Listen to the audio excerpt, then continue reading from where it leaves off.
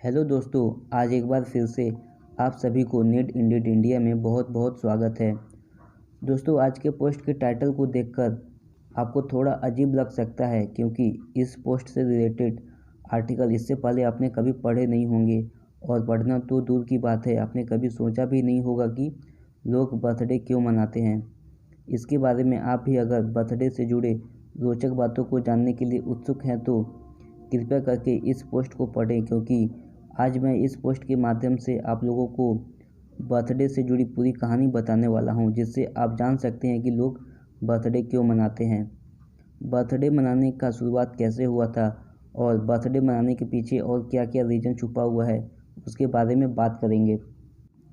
Happy birthday सबसे पहले किसने और क्यों मनाया था? दोस्तों, ऐसा माना जाता है कि हैप्पी बर्थडे मनाने की शुरुआत सबसे पहले जर्मनी में किया गया था। इसकी शुरुआत करने का मूल कारण के हिसाब से देखा जाए तो वहाँ के लोग बच्चों को बुरी आत्माओं से बचाने के लिए एक साथ सब मिलकर हैप्पी बर्थडे कहकर ज़ोर ज़ोर से चिल्लाते थे और जर्मनी के इस प्रथा को देखकर दूसरे देशों में भी फैल गया और कुछ अमीर देशों में इस प्रथा को खास बनाने के लिए केक काटकर मनाते थे। बर्थडे में लोग हैप्पी बर्थडे टू यू क्यों बोलते हैं? दोस्तों, आपको सुनकर भरोसा नहीं होगा कि हैप्पी बर्थडे का टोन सबसे पहले दो बहनों ने बोलने का शुरुआत किया था और यह एक हिस्ट्री बन गया है, लेकिन फिर भी बहुत से लोगों को इसके बारे में पता नहीं है कि लोग किसके बारे में हैप्पी बर्थडे टू यू बोलते हैं। और आपको यह जानकर हैरानी होगा कि हैप्पी बर्थडे टोन को गिनीज बुक ऑफ रिकॉर्ड में दर्ज किया गया है और happy birthday to you tone को 100 में से 98 लोग बोलते हैं। बर्थडे में लोग मोमबत्तियाँ क्यों जलाते हैं? दोस्तों, इसके पीछे एक बड़ा रीज़न है, तभी लोग मोमबत्तियाँ जलाते हैं। लेकिन आपको बता दूं कि असल में मोमबत्तियों को जलाने के उद्देश्य से नहीं जलाया जाता, बल्कि उसको बुझाने के लिए जलाया जाता है। दोस्तों, आपने देखा होगा कि केक काटने के बाद मोमबत्तियों को जलाते तो हैं और साथ साथ बुझा भी देते हैं।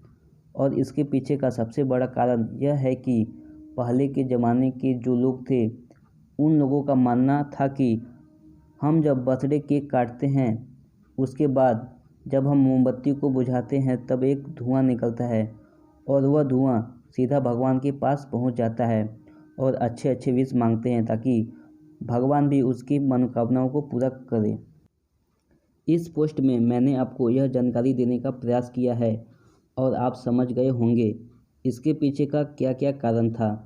हैप्पी बर्थडे से जुड़े हुए जो भी जानकारी दिया गया है वह कितना सही और कितना गलत है, यह बताना तो बहुत ही मुश्किल है, क्योंकि यह बहुत सदियों साल पहले की बात है, वह भी जर्मनी की।